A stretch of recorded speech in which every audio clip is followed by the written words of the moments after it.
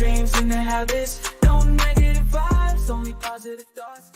Yeah, it's Mindset Cafe, we all got that mindset.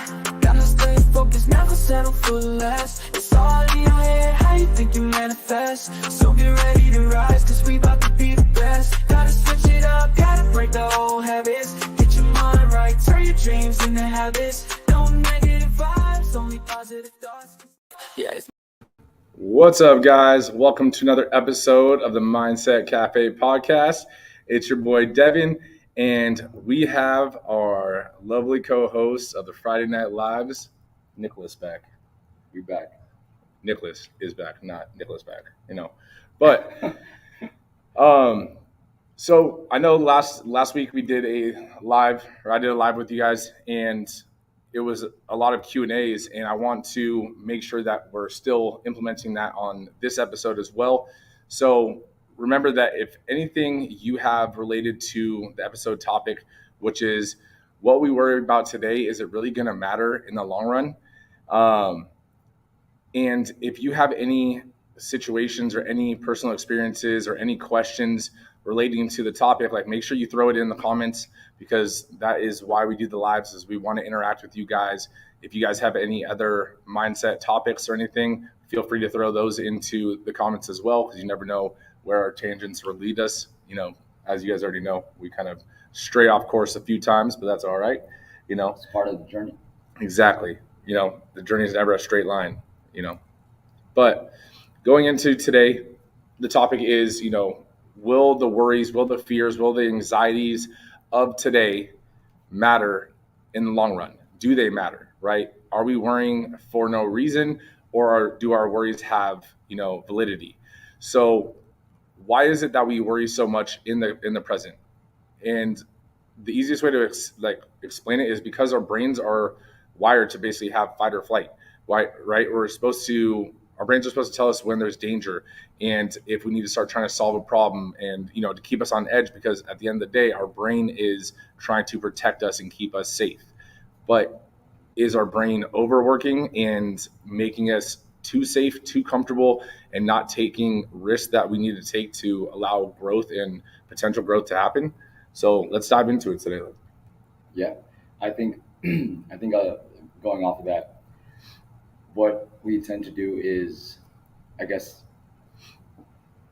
overthink things. I think when we overthink, any situation, that's when our brain kind of goes ballistic, in the sense of, like, it's taking something small or something that, at the moment, like if you forgot to do something, or, there's something that you're kind of trying to accomplish, or that you need to do. And especially when there's a time frame involved in it, I think our brain tends to automatically kind of overthink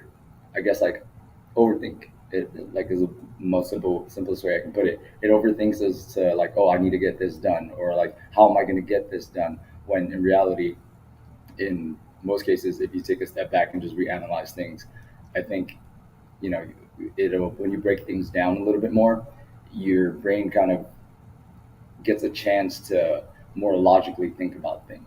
Yeah, no, definitely.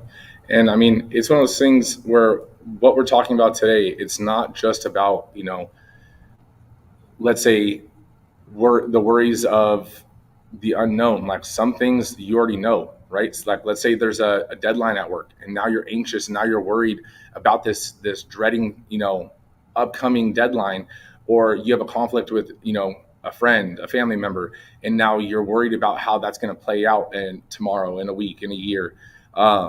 And so those stresses start to have weight, and, will start to impact the rest of our day.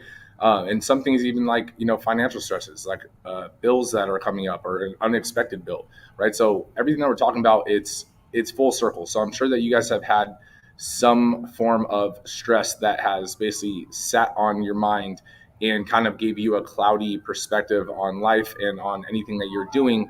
Let's say you're out with your family, and you can't stop thinking about the deadline with work.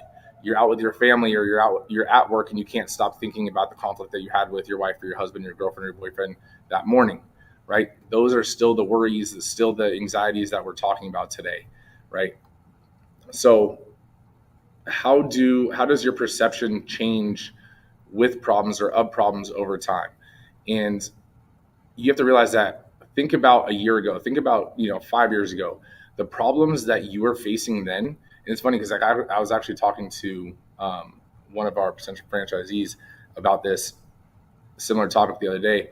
And your problems in your busy season, your stressful season of life of your year wasn't the same as it was a year ago, wasn't the same as it was 5 years ago, right? You still had a stressful time. You still had a quote unquote busy season then, where the problems that you are faced with in that day and age felt like, 1,000 pounds. But if you were faced with those same problems today, you'd be like, oh, that's light work, right? So you have to realize that the problems that you're facing now are no different than the problems that you faced before. You can still overcome these problems. You have the tools, you have the skills, and if you don't, then you just have to find the resources or find the people that you need to connect with so you can solve those problems.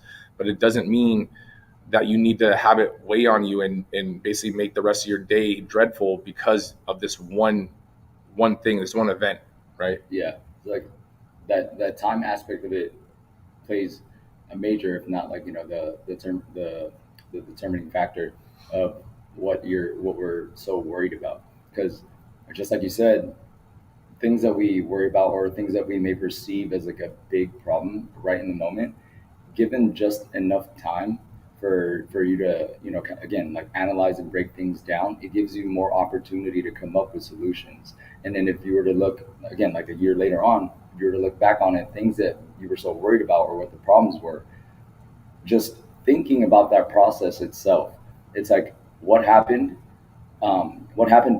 pretty much between the time that I was so worried about it when the first whatever it is first came up, from the time that it stopped being a problem or stopped being a worry, is the time in between that you pretty much found the solutions, or you were able to kind of work around it or find the solutions to it. And then now it's not even your worry. Now you have new worries like a year ahead. So in the same concept, it's like when you're in the present, we can't seem to fathom, or we can't wrap our brain around I think it's a lack of options, I guess, in a way too. It's like we haven't had enough time to explore and find the different options of solutions just because it had just come up. You know what I mean? I think that's where I think fear too, like fear and the word, you are afraid when you're worried about something or you're trying to solve a problem. It's like we feel the fear or the worry when we have a lack of options, right? When we don't know like the different things, because we don't know how to solve that problem yet. Right. But given enough time, because within that time, you're able to find the resources that you're able to utilize to come up with that solution. Yeah. I mean, it's one of those things where I've been like this, like at least since college, and it always kind of like made me laugh when like you see other like students and stuff like stressing and cramming right before, like they're literally standing at the door of the class and they're literally just staring at the book, and it's like, what are you going to learn in the next 2 minutes? Yeah. Like, if you can't, in my opinion, like if you can't change the outcome right this second, there's nothing that you can do to change the outcome. Why stress about it? Right? You got other shit to do. You got other worries to deal with. So it's like, if I can't physically do anything to solve the problem right now, I just don't even worry about it. Yeah. Right? And I think with that example, and then this is a separate topic of its own, which I'm sure we covered it before, the whole preparation thing. But like if you're worried about a test or like an interview or some kind of evaluation, right? It's like you feel that stress or that worry, maybe because you didn't allow enough and sufficient time to be prepared for that situation when it comes up. You know what I mean? And then given that, and I get it, like in the moment, again, you could still be stressed and worried, but the amount, Right. like if we were to put a quantifiable value for each thing that we're worried about, like how much are you worried about it? Is your worry like at a maximum 10? Is that a 2? Because I'm sure like if you like studied if those kids studied for their test and were well prepared, you know what I mean? Like their worry level or their stress level wouldn't be as high as it was if, like the kids that are just probably like first time opening the book and trying to read it right on the spot. Yeah. No, I mean, you still have those kids are like those people that like study and they are prepared, but then they continue to study afterwards, like right before, and then they start getting so nervous that they end up messing up because you've let this overwhelming like sense of the event, kind of cloud your judgment. Like, it, just relax. Yeah. Right. So preparation is key, like we've talked about before.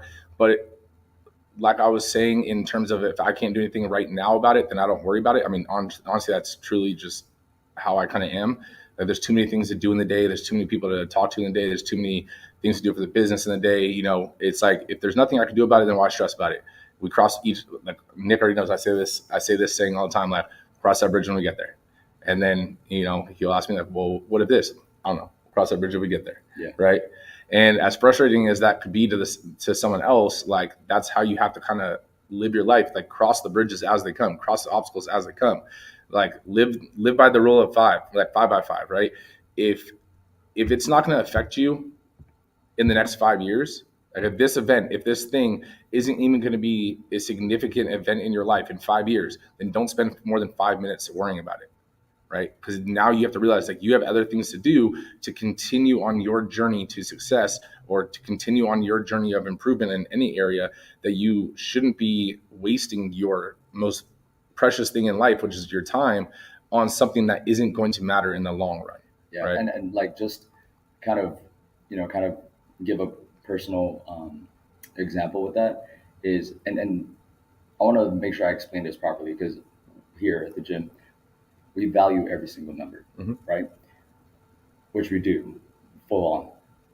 I remember, like, when we first opened, that every person that, that may have had something come up, like if that person was moving, right, was moving like to another state or whatever, or somebody got like injured, or whatever, and they had to like either Not here, because we're the best gym that our members don't get injuries. Okay. Facts. Disclaimer. Or if they got injured outside, not here. But I just, in that moment, like, my stress and my worry level of them, like, oh my God, like, what's the next thing that's going to happen? Are they going to like pause membership? Are they going to cancel? Like, you know what I mean? Obviously, in those cases, like, I would still, like, the stress that I felt, like, for example, somebody was moving to like Seattle or something like that. And like, the stress that I had in that moment was like, oh my God, like, now this person's going to need to cancel because they're going to move to Seattle. But it's like, in my head, I was worried about, like, the gym's numbers and all that. And obviously, being in, like, where Devin and I in our positions, that we obviously want to grow the community, right? That was my main goal, was like to keep growing our community and stay strong. But the worry of losing one person because of the circumstances that they had to move, that weighed a lot to me, or at least like the way my thought process was like, I think way blown out of proportion. Like, the carrier is there, you know what I mean? Right. Of course. And like, but just, I think the way I was stressed out about it before was like overboard, in the sense of, one, I can't stop somebody from moving, especially that they got an upgrade in their living situation. It's like, I was happy for them, you know what I mean? But I was like, it was out of my control. Right. So that 5 by 5 rule, it's like, definitely something that I learned and implemented like later on, like as I matured, that it's like, I was so worried about it, like in like those 5 minutes in it, essentially. It's like, in 5 years, like, it wasn't gonna matter for me to stress out with that magnitude, because, like, you know what I mean, that person may come back in the future. We're gonna keep getting new members, and it's not like we're gonna lose touch. We still wish everybody luck, and we check in on them here and there. You know what I mean? But it's like, if I didn't see it in that moment, that in 5 years, that amount of stress that I put on myself in the moment, like, oh my God, is not worth it. No, definitely. And I mean, that goes for, any business owner. Like, you have to realize that losing a client, losing a member, losing a project, whatever the case is in your business, like, it's natural, right? You're not going to, keep 100 people, 100% of the people that you have from when you started to the day, you close your doors or sell your business or whatever. So that turnover rate, it's a real thing. And you have to realize that that's part of the process. But if you're dwelling on the losses, you're taking time away from basically bringing in new people, right? So that stress and that worry that, Nick was talking about, luckily it didn't have a negative effect, but it just as well could have, if he allowed that stress of someone canceling to not affect the next shift or the next day. Every person that he came in, he was trying to, overboard with and overcare with, and then all of a sudden it's like, whoa, you're being too much with the and it affected like how I'm just normally am, and how like it actually hindered me from. Like, but I would say it didn't. What I'm saying is like I didn't. Yeah. No, yeah. I don't like. I didn't see. Maybe you felt it, but I didn't see a hindrance at the time, right? What? I know. I was just like, I appreciate that. No, like so, but like, and believe me, I get the stress, and I mean, from like the personal training that I would do before our gym and stuff, like it was the same thing. So I knew the worries, and I knew the feeling that you were having. I mean, we talked about it, multiple times then too. But it's one of those things that we also talked about is like if you let those little moments that aren't going to last in 5 years or even in a year or even in a month, right, weigh so much. Now it starts to have not only just a psychological effect on how you perform, but also it can have a physical effect on how your body is reacting, right? From, your sleep patterns. Are you going to get an efficient sleep if you're going to bed stressed, right? Mm-hmm. And obviously as an entrepreneur, you're going to be stressed, but if you're stressing about everything, every little thing, it's like now you have to realize that your recovery and your body's time to decompress and recharge and all that kind of stuff is now being basically sacrificed. So now your next day coming in, you're not going to be at your A game. So now your stresses almost compound because every little thing feels like it's the end of the world. But also that just anxiousness of, is someone else going to cancel today? It's like when you worry about that, you have to think, like we talked about this before, when you think about opportunities, your brain sees opportunities.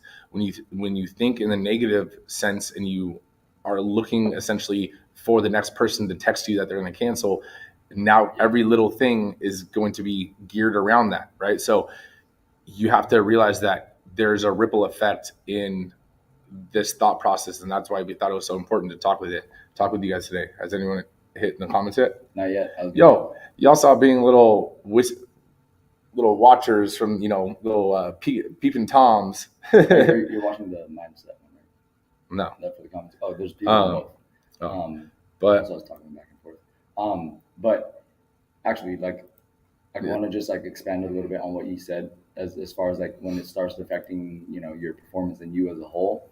It's like, for example, you've been consistent with your workouts and your nutrition and all that, especially if you guys are on one of our elite challenges.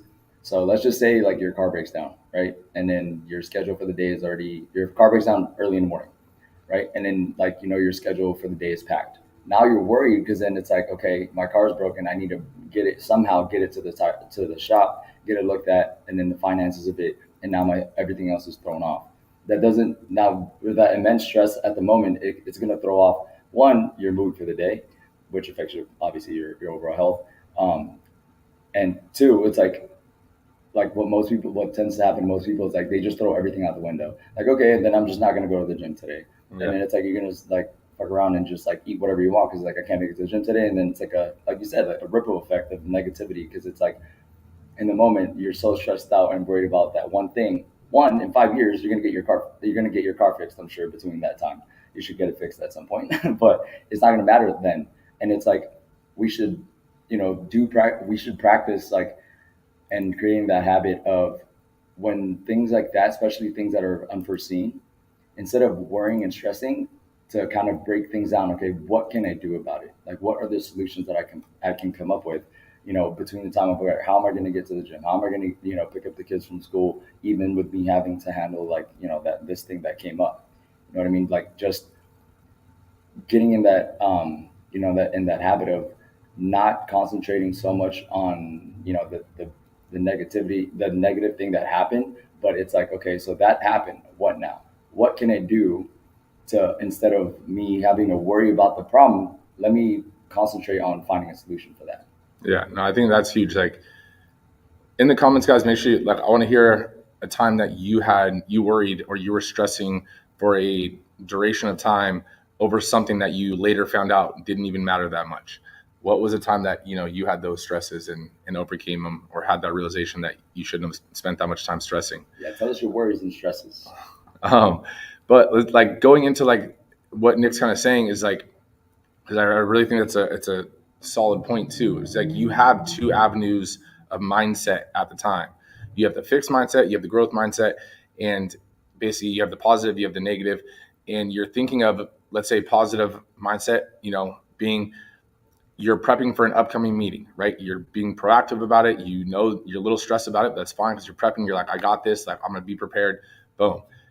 The negative side to it, or the unproductive worry of that same mindset, would be, oh my goodness, what are they going to think about this presentation, and what are they going to think about my suit? What are they, and then all of a sudden you start worrying about all these what ifs, and what are they going to think about everything, little thing. It's like, I guarantee they don't give a shit.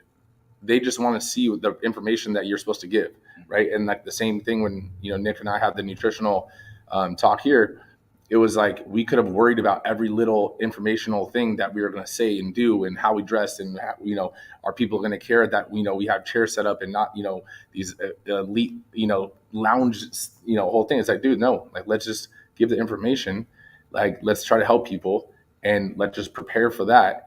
And then afterwards, people have comments or feedback, then we take that and we adjust for next time. Yeah. You live and you learn. You can't know all the outcomes that are going to happen, but you cross the bridges as they come. Someone gives you feedback, you take that feedback for what it is, and if it's valuable feedback, then use it next time. Don't worry about trying to figure out what the feedback's going to be before you even do it. Mm-hmm. Just use it for next time. And that's even how we built the gym and continue to, improve the gym. Is like, we don't know every little thing that someone's going to feel or say. It's like, as they address it or as they present it, we take it and then we analyze it. Is it something worth trying to fix, or is that just a cool feedback? And but that's not really what the avenue we're gonna go, right? And you can take it for what it is. So you have to realize that there's a productive thought process and an unproductive thought process, and so you just got to make sure that you're being productive in your thought process by just preparing for outcomes. Like, if you're going to have a big purchase, if you're going to buy something, let's say house, or our boy just went, to Hawaii, and that's why he left me high and dry while he was, wet and in the sun. But it was one of those things where, like, there was planning done before it. Was Nick stressed about going to Hawaii? Probably 100%. But it was one of those things where we had the talk of, like, look, I get it. You're going to be stressed because the business is, is still running, but, like, I got it. Like, this is what we're planning for. So we prepped, and then was I worried about it? No, because we already had put a plan in place, right? And, like, even for Nick, to get him to not worry about it and not even focus on the business, like, I changed the passwords on things and told him, I texted him, I'm not going to give it to him until he gets back. And see, like, when I was in that moment, I was worried, I was stressed. I was like, damn, like, what am I going to do? What can I do? You know what I mean? And then at some point where I was forced to it, thanks. I realized, like, me worrying about this right now, everything is fine. It's not going to matter, like, later on, and there's a solution to it. Right. You know what I mean? But it's like, then you have to take into consideration that moment. Like, what is going to matter more? Like, the one little thing that you could have solved at the gym, even though I could have solved it in 5 minutes, but you were able to solve it 5 minutes faster because I was doing something else.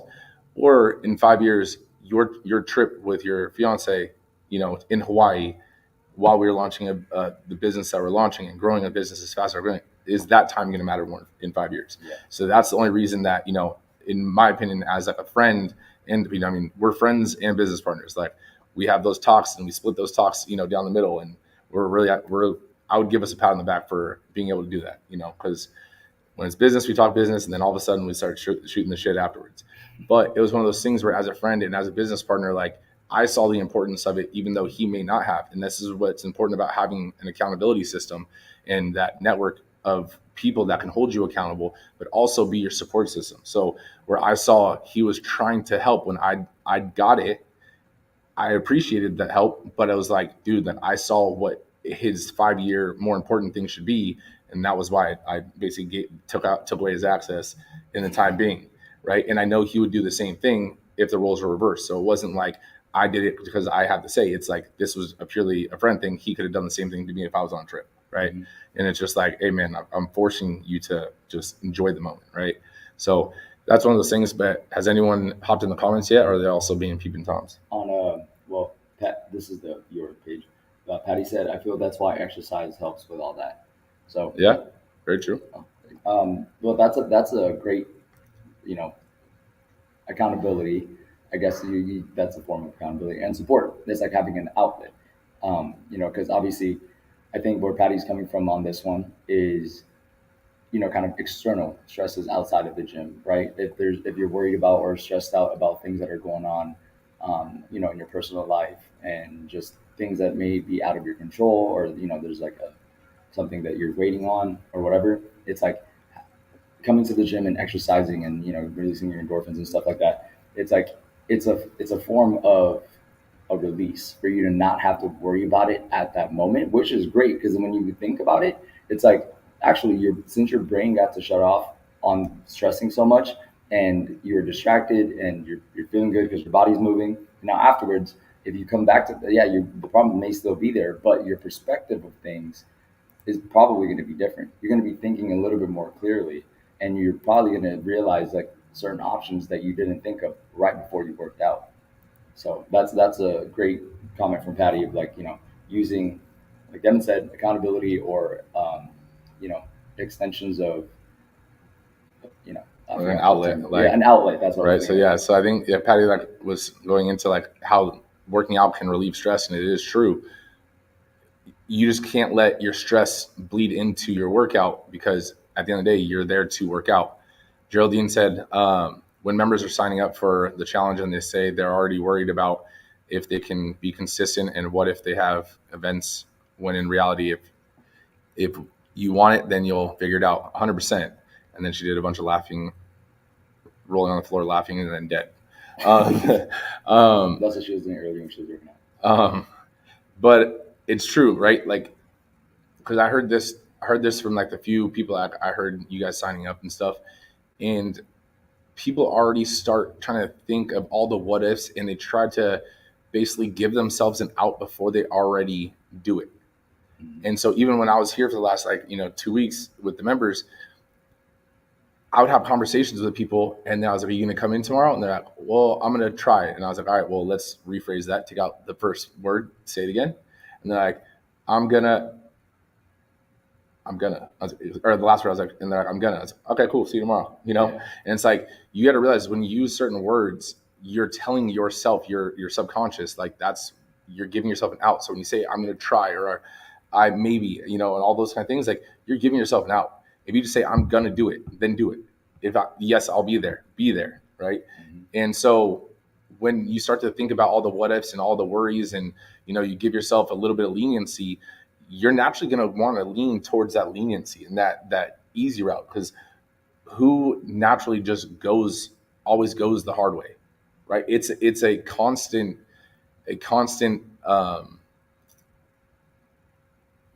like, fuck, what's the word? It's a constant like action that you have to know you're taking. Mm-hmm. Conscious. Yeah, it's a conscious, action every single time. It's going to suck. You don't want to do it, but you still do it anyways. Yeah. Right? Naturally, your body's going to want to go the stressless way, the easy way, the comfortable way, but you are consciously taking the hard way because it's going to improve you. Right? But if you're always worrying about, and these are the unproductive thoughts that we're talking about. If you're always worrying about I have this event coming up, and this event, well, what happens if this and that? It's like, fuck, dude. I was like, that's at week 10. I was like, let's cross that bridge when you get there. I was like, I promise there's a solution. Yeah, it's because we're wired like that. Like, we're wired to take the easy route, like you said. Like, we're wired to do what is comfortable. We're not the first thing that the first thing that actually, what we think about isn't the first thing that we don't think about is that we lean towards is what's going to challenge me, or what's going to kind of put me in an uncomfortable situation automatically.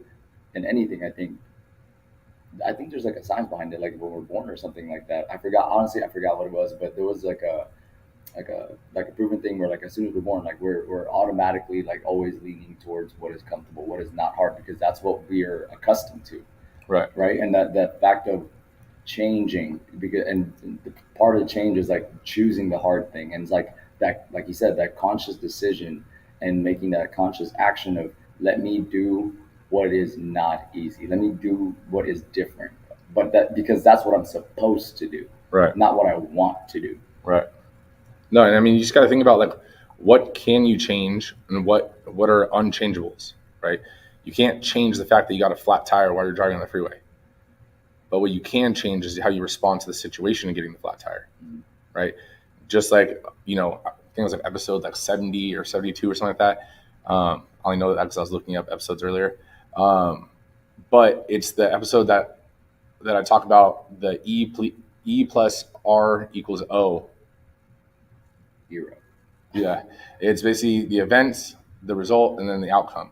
The events are unchangeable. They're the things that happen to you on the day. They're the stresses. They're the obstacles. They're the conflicts. The conversations that you have. Your response, that's our response to those events, equals the outcome, which that outcome is an event for someone else or something else, right? So you have to realize that every response that you have to the events that are happening in your life are the outcomes that are events in other people's lives. And do you want to have a positive event in someone else's life and a positive footprint in someone's day, or are you trying to have a negative imprint on someone's day? Because one conversation for you, even though you may be able to, frame in and frame out of your bad mood and and basically switch gears, they may not be able to, right? So you might have just ruined their whole day, or made them feel bad and self-conscious, whatever the case is. But it was all because of one response to one event, and that led to this outcome that was blown out of proportion. Yeah. Right? So you have to figure, like, what can you change and what can't you change. Focus on the things that you can change, and if you can't change something right now but you can change it tomorrow, then change it tomorrow. Focus on it tomorrow. Set a note and worry about it then, because then you can cross the bridge then. I just want to touch a little and like. Well, you want to touch what?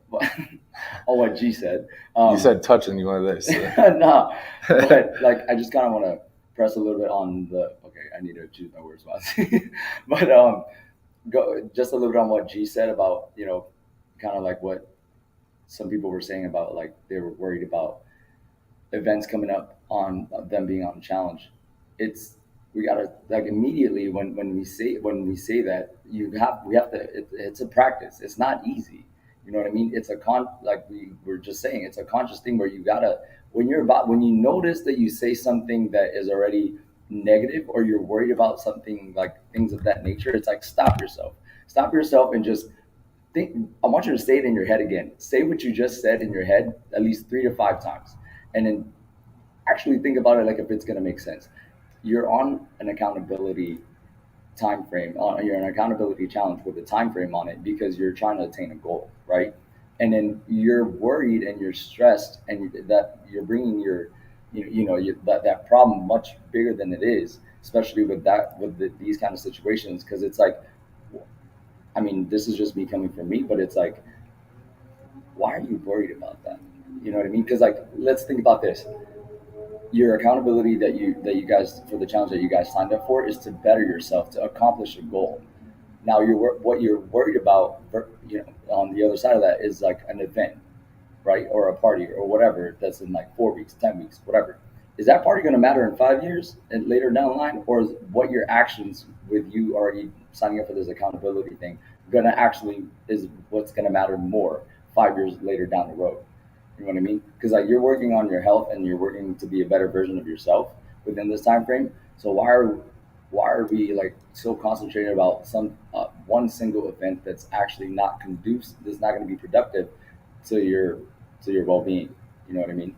Like, I think that they're not even, like, when they're let's say the party aspect, it's not that they're worried about the party, it's what they're allowed to do at the party, right? Their worries aren't about, if can I go to the party? Fuck yeah, you're a grown up, go to the party. It's like, oh, I was going to Vegas. Fucking go to Vegas. You're 21, like, you're a big boy, big girl, like, fucking do it. But then they're worried that now, I can't drink and get wasted and eat shit food and all that kind of stuff because I'm on this challenge. Well, yeah, aren't you trying to live a healthier life anyways? So every single time you go to a party, do you need to drink? Every time you go to a party, or you go to, let's say, Vegas or something, do you need to eat shit food, or are there healthier options? Right? So I'm not saying that you can't eat out, but now this can be a time for you to build the habits of looking for the healthier alternatives instead of eating or drinking a fucking what's it called? A yard fucking thing. Those big ass drinks. People walk around the strip. oh yeah. Fat Tuesday. Fat Tuesday. I was pretty. What was it, yard? Yard. I think. Oh, it's from Yard House. Oh, I don't know. I knew there was a drink. But you have to realize that you just have to reframe your questions and reframe your worries, right? You just have to look at the same situation and start to try to find the habit building or the self improvement aspect of it. What is this event or what is this thing going to teach me, and how am I going to grow from it? When I go to this party and I don't drink, you're just now I'm proving myself every time I go to a party. I don't have to get drunk. Now every time I go to a party, I know that I can eat before, or I can eat there and only eat the healthier things, or whatever the case is. But there's always something that you can take from it. What is the lesson that you're extracting from every event that you're doing, right? So I think that's a huge aspect that people need to focus on, is that you see a worry, you see a problem, and it's like you can look at it for what it is at face value, or you can look for the lesson. You can look for that golden nugget in it. But if you're always so worried about the what ifs and, what if this and what if that and what if so and so doesn't like my hair, it's like, who the fuck cares? Yeah. It's like, well, what if it doesn't happen, right? What if you're like, what if it doesn't work out the way I wanted it to? But what if it works out better than you could ever imagine, right? We can play this game back and forth, right? So don't focus on the what ifs, just focus on the things that are actually presented to you in reality, in real time, and overcome ones that are obstacles and reframe the ones that are obstacles into looking for the lesson and the growth. And then it's fun. It's weird, or it's funny that like most of the time, like sometimes like this, like that cliche saying that people, when people say like, oh, I was worried about this, but it's funny how like it just worked out that way, or it ended up working out after all in the end. You know what I mean? It's like you were worried about something, and then like when that event or that situation comes up, it actually just worked itself out. Right. You know what I mean? And so was that time frame of you worrying and stressing, like, was that really worth it? Yeah. You know what I mean, like G says, like there's always going to be, thank you, G, for hopping in the comments. I see there's other people watching that aren't in the comments. Again, stop being peeping toms and hop in those comments. But she said that there's always going to be temptations or events in your life, and you're going to get to choose whether you want to, or what you want to do in order to stay on track, right? Yard House, she gave us the answer, Yard House. But the what ifs are always going to hold you back. And yeah, 100%. There's always going to be temptations. There's always going to be a party. There's always going to be a celebration or a vacation or whatever the case is. And it's how you choose to handle the situation at the time. Are you going to take the productive route, the self-improving route, or are you going to go to your natural, comfortable, this is what I always do because I'm here, and let it be, and then never grow from it, right? So you have to realize that you can think about all the what ifs and stuff like that, or you can just choose to take the route that's going to be conducive to your end result. Yeah. Do you know that when we ask ourselves what if, and then when you think of a certain what if scenario, and then your brain goes, like, well, I'm not going to use us as an example because our brains go, shoo. But like, you're thinking about, oh, what if this, and then what if this, what if this. The amount of time that you spend thinking what if, you gotta, if your mindset was just, kind of, we trained our mindset to think more productively, more solution wise. It's like you could have probably came up with this, found a better option or a better solution to that already. Yeah. It's like we're wasting time thinking what if. You know what I mean? There's too much overthinking and thought process behind it, when like half the time, if not more than half the time, it's what the action is what matters. Right. Just you gotta go through it to get through it. We're putting that on a shirt. No, we're not. Okay. But I will say there is a time and place for what ifs. And what I mean by that is what ifs can be productive if you take action on the what if. Mm-hmm. Like Nick hates it if I say what if, because he knows that there's going to be something behind it that we're going to try. And for example, like he just came back the other day and we were sitting in the back office, like talking. And then I was literally staring at like one of the back walls, and I was like, hey, what if we did this and this? And then all of a sudden I was like, damn, but what if we did this? And Nick's like, oh, fuck. And then I was like, actually, you know what? I'm just going to look up to see like the pricing on both, and then we'll just go from there. Right. And that's what now we're doing. The what ifs, it allows your mind to expand, but you have to make sure it's what ifs that are, possibilities and opportunities and potential. So yeah, you can always just sit there and also think of like all the what ifs and all the possibilities, but then if you don't take any action on them, then they're always just going to be what ifs. So what ifs have got us to this point.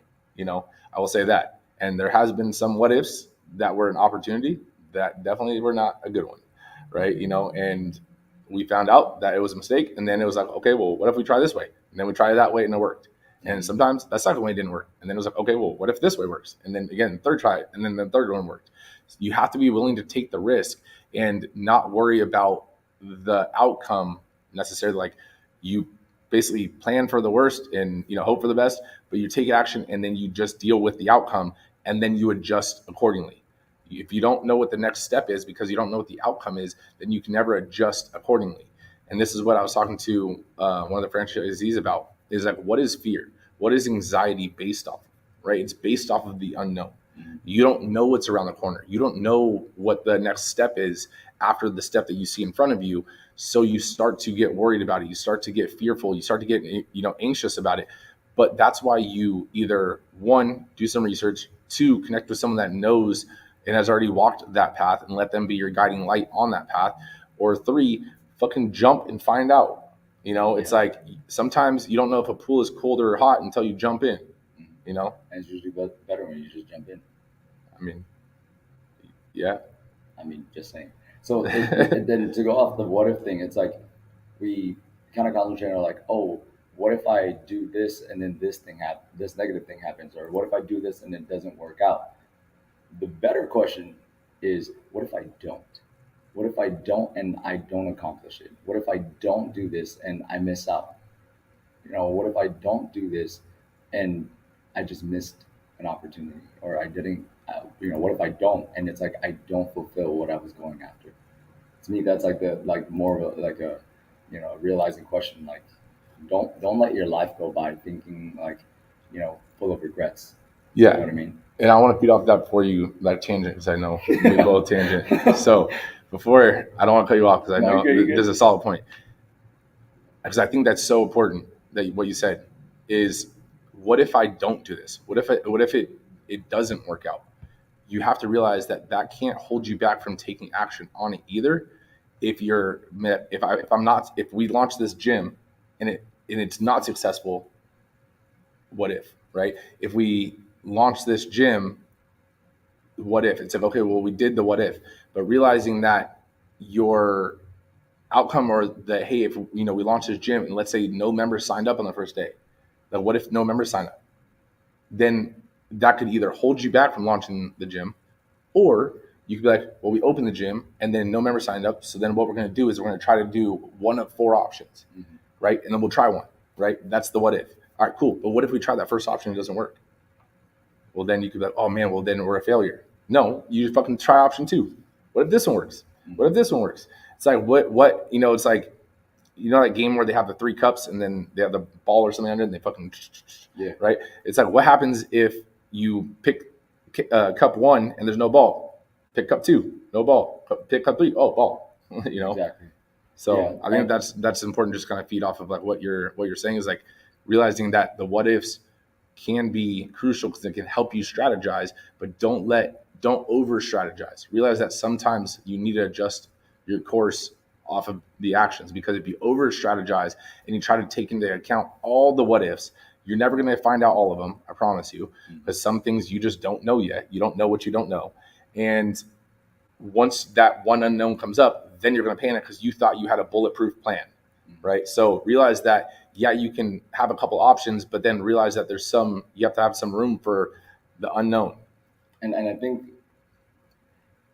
with that, like, I think sometimes, like, as long as your decision and your actions are, are in line with the right path, it's like missing out on that no regrets thing from your example. It's like, what if like the first day no one signs up, right? And that may hinder you or hold you back from actually taking the action to do that, right? So if the first day, before you even try the different options, no one signs up, what if the second day like 10 people sign up, but then you quit right before, or you didn't even try the first day?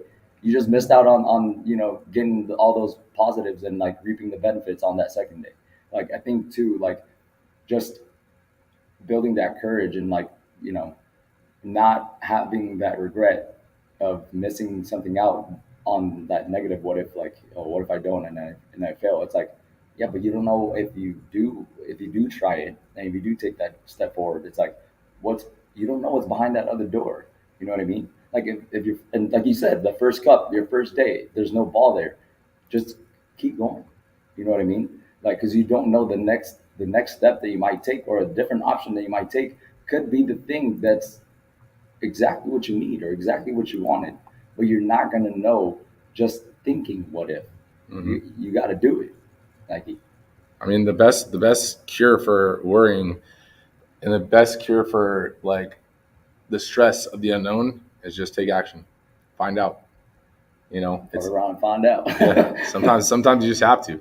It's like you don't know what's going to happen if X, but you know that X is an opportunity for you to hit your goal. Then open the door, right? And if the door doesn't open, then find a window, kind of thing. But realizing that, are you going to regret never attempting to open that door? And are you gonna always be that person that quotes that one time I was going to do this and one time I was going. It's like no one gives a fuck what you were going to do, and you were going to launch a business and you were going to be a fitness model and you're going to do this. And it's like awesome. Well, I was going to go to the moon when I was fucking 3. No one cares. Are we just saying things that don't matter today or what? So it's like realize that people only really care about what you've done and what you're trying to do, but you can't be worried about what they think, because at the end of the day, you're the only one that knows the effort that you're putting in. You're the only one that knows the amount of things that you're sacrificing to accomplish your goal. So if other people are having negative feedback and telling you to, it's not going to work for you, you can't do that. It's like you're the only one that knows if you're going to really push for it and make it a success or make it an actual thing. Because at the end of the day, if you keep finding a different way to try to achieve it, eventually you're going to fucking hit gold and you're going to find a way if you really want it that bad. But if you're always thinking about the what ifs, or if you're letting outside influences kind of sway you from that, then again, you're going to end up going in the wrong direction. Yeah, shoulda, coulda, woulda, never cuts it. Yeah. So, is there any more in the comments? Nope, not yet. I don't know if some people missed your question, but let us know. Let us know any of you guys' worries, previous worries that you or problems that you may have had, and then later kind of realize that. How was the question? I was trying to What was a fear or what was an anxiety that you had about a given event, a given moment in your life that now looking back on it, it was insignificant into the amount of weight you were putting on yourself at the time, right? And James, no, I'm not doing that. Wants us to do that some random ass kind of stretch. Not as dumb. Sorry, man. Do you have any questions on mindset or anything like that, or finish later? Got you. But that's dumb, man. So I mean, kind of just because G dropped some comments earlier, and appreciate you, G. But just to kind of hopefully this helps you a little bit. Yeah. Remember when G said about her being scared or worried about doing the powerlifting competition, Mm-hmm. which I still think you should definitely do, G. We believe in you. So think about the worry that you're currently feeling about, what was it like being afraid to fail or not being able to compete or anything like that. It's like, if you think about it, like what actions are you taking though, towards overcoming that worry? You know what I mean? And like tangible steps that are going to put you a step forward in attaining your powerlifting competition. You know what I mean? You're not going to know until you try, or until you actually put yourself in that position, not just wondering, oh, what if I can't complete a lift, or what if I fail on the lift, or whatever. It's like, but what if you don't? Right. You know what I mean? And I think, again, like the worries that you may have now, maybe it's something that you're practicing being very specific. Like, what if you're practicing a lift at the gym right now, right? And you're not able to just perform it right now at this moment. You're just gonna give up. You just got to keep working towards it, and you know what I mean. Like, build up that confidence and like the tool, like pretty much like the tools that you need to be able to accomplish it. But thinking about like, oh, what if I don't do it right, or what if I can't do it, isn't, those worries aren't going to matter like later on, because once you have put that enough time in between, and it's like at a certain point you're going to be able to complete it. You know what I mean? You're going to be able to overcome those worries and problems. And once you do, and you're on that later point, you're going to look back and think, oh, I was worried about those things at the moment, but now it's been solved already. You know Yeah. what I mean? So it's a matter of, again, that regret thing, not hindering yourself from being able to accomplish what you want to and what you're trying to get to just because of current, overthinking stresses that may come up at the moment. Yeah. No, G said that her becoming one of our trainers would have never been a thought, and that it would have been a thought, and she never thought she'd be working with us. And at one time that made her a bit scared, and and she still did it, right? I mean, she saw the opportunity, she's made huge progress and stuff, and it's like she took the opportunity even though she was fearful of how are other people going to take it and stuff. But now she's grown into a trainer that everyone loves, right? She's always been a trainer that she's been someone that everyone loves and appreciates, but now she has that self confidence, knowing that she can do the things that we believe in her. That's why we hired her, right? So I think it's important to realize that sometimes you put limitations on what you can actually achieve and the obstacles that are faced in front of you, when in reality those obstacles are presented in front of you because you were meant to do them and grow stronger by doing them, right? You're forged through the fire, right? You have to realize that you have to get uncomfortable to grow. If you only do things that are comfortable and only do things that are not scary or not, don't make you anxious or stressed, then again, you're never going to go anywhere worth value in your mind. And then you're always going to be living life off the what ifs, right? You have to be willing to take the risk and have to be willing to risk failing essentially and it not working out one time and not working out the second time, the third time, and then it does, right? But the main thing is that you keep trying regardless of what the first outcome is. If you give up after the first outcome, you'll never know what your true potential was, right? And I mean, it goes for anything in life. You have to realize that your self-limiting beliefs of your capabilities are the only thing that's holding you back. Like one of my growth, just hopefully this helps you guys in some way, shape, or form in anything that you guys are doing or facing. For me, like I used to be, like like I still am to a sense, like an overthinker, and I overanalyze, and like what I mean. I still have those like in the back of my head, but I think now Elaborate on what you mean, though. I know what you mean. What do you mean by what are you over analyzing? everything, like every action that I would take, especially when we open the gym, like am I doing everything right? And like is every move that you and I both did, you know, uh, right in that moment, or big picture stuff, like I would overthink of like, oh, what if this doesn't work out, or what if this happens? Oh shit, what if this fucks up? You know what I mean? But I took that to the, it was like back then it was like to a magnitude of like where it would constantly overstress me to where like it froze me, Mm-hmm. where like overthinking so much that I didn't end up doing anything, or I wasn't like performing to my optimum level because it's like I was just like stuck there again, like what I said earlier, exploring all the what if avenues instead of I mean, now I do it, but now instead of just taking action towards like what in that moment is, in my perspective, is the best choice or the best option, right? Mm-hmm. I lost my train of thought there, but uh, but but now it's, I think the way I kind of, and it took a lot of time. It took a lot of time. It took a lot of effort, constant repetition of me talking to myself that the only thing that I got comfortable with is being uncomfortable. Mm-hmm. And I think that's where I am now, and it's worked for me, like so far, that internally, everything that I analyze, everything, I'm just like, I'm comfortable with putting myself in uncomfortable situations, Mm-hmm. not knowing the answer immediately, or like the things that I may be worried about, or stressed about, or like thinking, what if? It's like now I'm comfortable just going.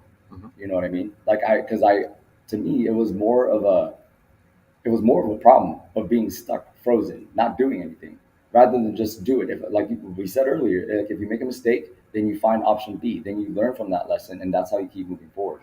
But Right. to me, it's like, again, like it's very, very hard, but it is also very doable. You know what I mean? With full intent if we just practice and make it a habit to make the hard decisions and get comfortable with being uncomfortable, because life is uncomfortable, all the situations are uncomfortable. But once you get, I know it sounds confusing, but it's like when you're comfortable being in those, like, in that position, in that like state of mind of like, okay, let me just figure this out, let me see how I can maneuver around this and like get to a solution, Mm-hmm. was the most productive things for me in every aspect of my life. Honestly, yeah. In business, in the gym, personal life, friendship, relationship, all of it. Yeah. I mean, we used to have those talks, like going into that is like, I remember like you would get frozen and then me and you would like have a talk, because like I would get frustrated. I'm like, dude, just make a decision. And then you're just like, yeah, but what if I was like, you're in my decision, the choice you make versus the choice I make, I don't know the answer either. Like I'm shooting blind here too, right? But it was like, you have the same thing, and then what if this, and then you'd come back with what if this. I was like, then we figure the next thing out. We try again. I was like, and we would have the talks. Like there was plenty of times that the decision I made, because at that time, especially in like the first few months of this opening, like you would want me to answer it, and then turns out my decision wasn't the right decision, and then I would have to be like, hey man, so that thing that we did or whatever we purchased, yeah, that actually isn't going to work. That was $2,000, $3,000, $4,000. That is pretty much just a wash. And then so we got to actually do this and blah blah blah. And then I was like, fuck, my bad. And then you're like, oh no, it's all good, right? And so like you were willing to realize that it's okay, but when it came into like being you and being self, it was like you weren't willing to take those risks yet. Now it's a whole different story, and it's like we figured it out together. And that's the cool thing, is like in a support system or in a partnership or even in your relationship, you have to realize that both people have strengths in different situations, and you can both get uncomfortable, but someone's going to always naturally be okay with getting more uncomfortable in certain areas and the other person in other areas. So then you guys can lean on each other and, basically conquer the strengths. And that's, basically what that has allowed us to do. But at the same time, realizing that if something happened to one person, you're going to have to do it all, right? And we've had those conversations before, and it's one of those things where you have to be willing to get uncomfortable, even if you don't want to, or even if it's not something that's you're not naturally an extrovert and you have to go talk, right? Just do it. What's the worst thing that happen? You stutter. It's like I stutter sometimes. I just normally talk, so my brain just keeps it going, and then all of a sudden I realize I'm not even talking about the same thing anymore, right? So it's like, what's the worst going to happen? You learn. Like next time, prepare better notes, do bullet points instead of paragraphs. Like you just adjust. Yeah. Right. Thank you, Cheryl. Thank you, Kim. We got a couple comments. Cheryl said, "Fall down 7 times, get up 8." That's what I'm talking about. No, that's exactly such random numbers. That was like yours the other week.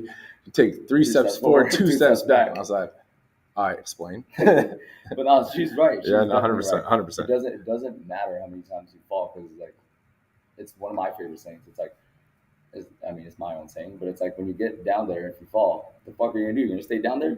You're gonna let like life or whatever, you gotta kick the shit out of you, and you're gonna stay down there? No, you gotta get up, because you gotta keep going. So the things that like our minds were worried about falling, if you fall within those worries or the stresses or those what ifs, now what?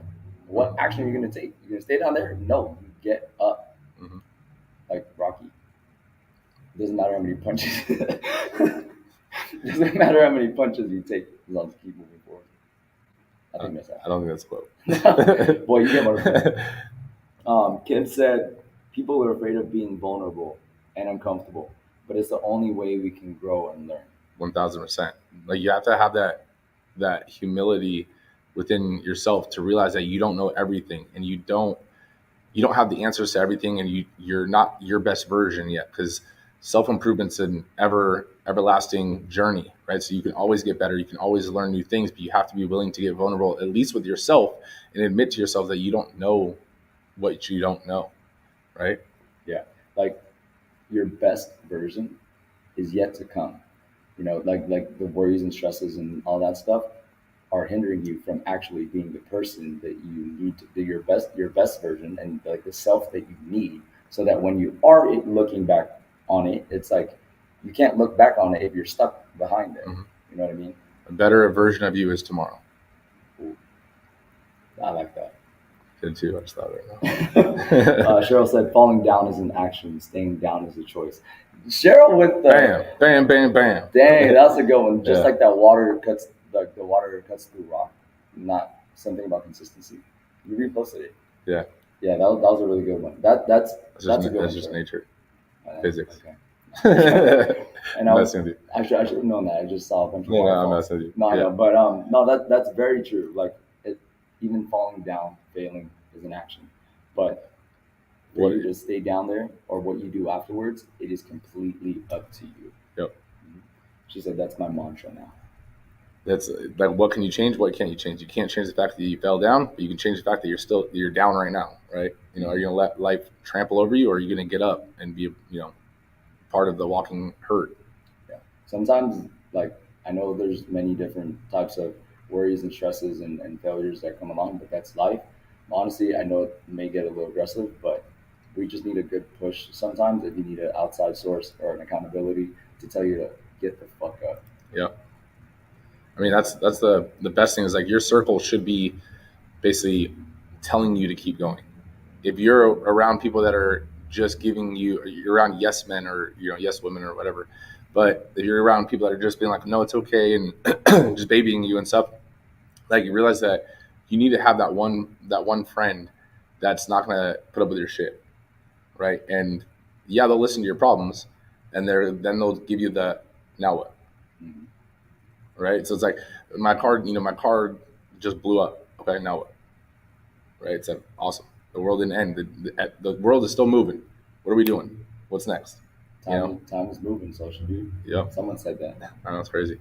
But with that being said, guys, we appreciate you guys. We love y'all. Honestly, thank you guys for those that did hop in the comments. Don't be scared to hop in those comments. There is no dumb comments. Kind of. But there's no dumb comments, and we do appreciate you guys for tuning in and supporting the Mindset Cafe and us doing this live. I mean, we do it live because we want to interact with you guys, realize that. So make sure you guys do tell a friend, like, when we go live, whether it's on a Friday, whether it's on a Saturday, because yes, we do it on Fridays, but if we're adapting, like last week, sometimes it'll be on a Saturday or a Sunday, but we'll always let you guys know. And make sure you guys do tell a friend, right?